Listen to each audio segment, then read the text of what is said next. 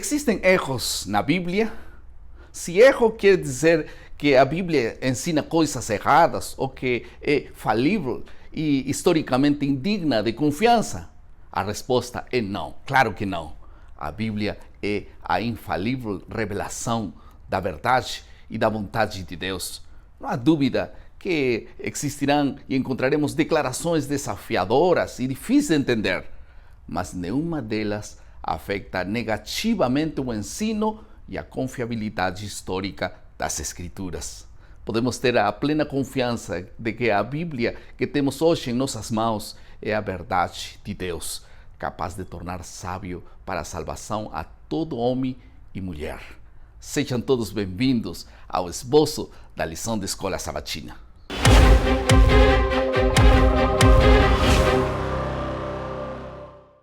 Estamos na lição número 12 e o título da lição dessa semana é Lidando com passagens bíblicas difíceis. E no estudo dessa semana nós vamos abordar apenas duas questões, dois assuntos. Em primeiro lugar, vamos falar sobre como lidar com textos bíblicos difíceis. E em segundo lugar, vamos falar sobre alguns princípios básicos para uma melhor compreensão da Bíblia. Tudo bem? Vamos ao primeiro assunto, então, como lidar com os textos bíblicos difíceis. Algumas atitudes são muito importantes. Em primeiro lugar, para algumas perguntas, podemos não ter informações suficientes disponíveis para obter respostas satisfatórias. Saiba bem isso. Deuteronômio 29:29 diz que as coisas encobertas pertencem ao Senhor, nosso Deus, mas as reveladas nos pertencem a nós e a nossos filhos para sempre, para que observemos todas as palavras desta lei. O que nós devemos saber a respeito da nossa salvação, Deus deixou muito claro, graças a Deus. Em segundo lugar, uma outra forma de lidar com textos bíblicos difíceis é aprofundando e investigando mais o texto bíblico. Esta tarefa requer tempo, determinação, paciência. E Colossenses 2 e 3 diz que esforço-me para que eles sejam fortalecidos em seu coração e alcancem toda a riqueza do pleno entendimento, a fim de conhecerem plenamente o mistério de Deus, a saber, Cristo. Amém. Um terceiro assunto é que não vamos a fugir ou ignorar um problema e nem devemos procurar atalhos para respostas. Temos que ter paciência.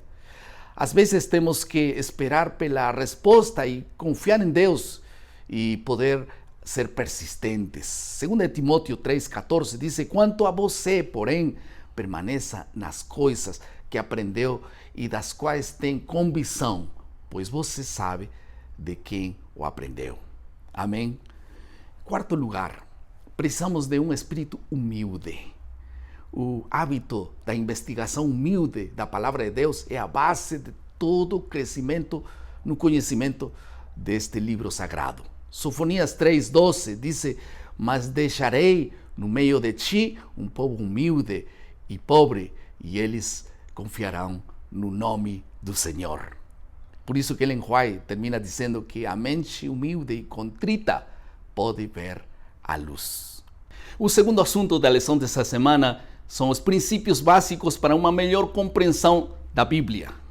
Em primeiro lugar, devemos interpretar passagens pouco claras à luz de passagens muito claras. Procuremos esclarecer as passagens mais difíceis de entender com passagens claras das Escrituras. E não é aconselhável montar uma doutrina baseada apenas em uma passagem obscura.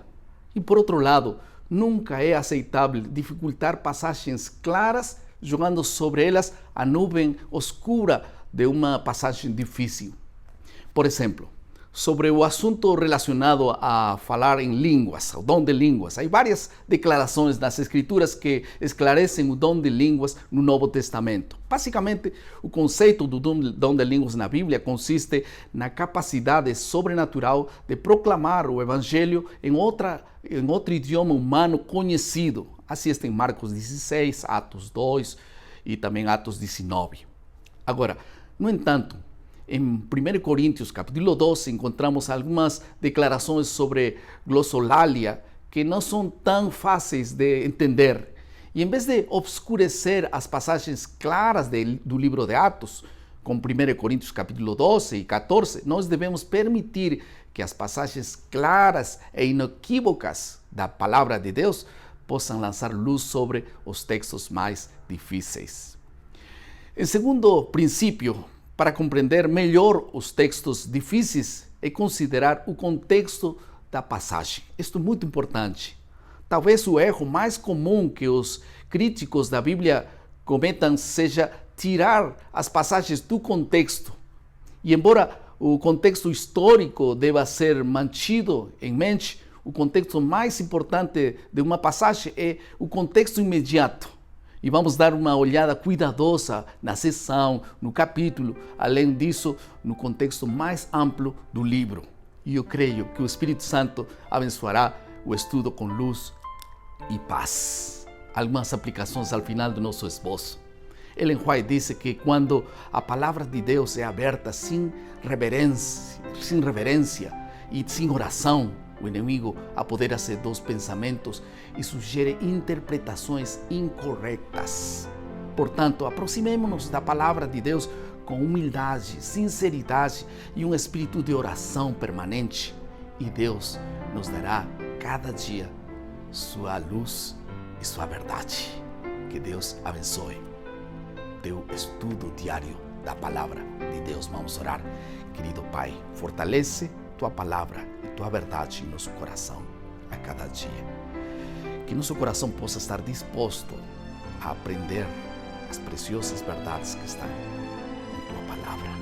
Em nome de Jesus. Amém. Muito obrigado por estar conosco mais uma vez. Lembre nosso lema: maná, cada dia, cada manhã é alimento para a vida. Que Deus te abençoe.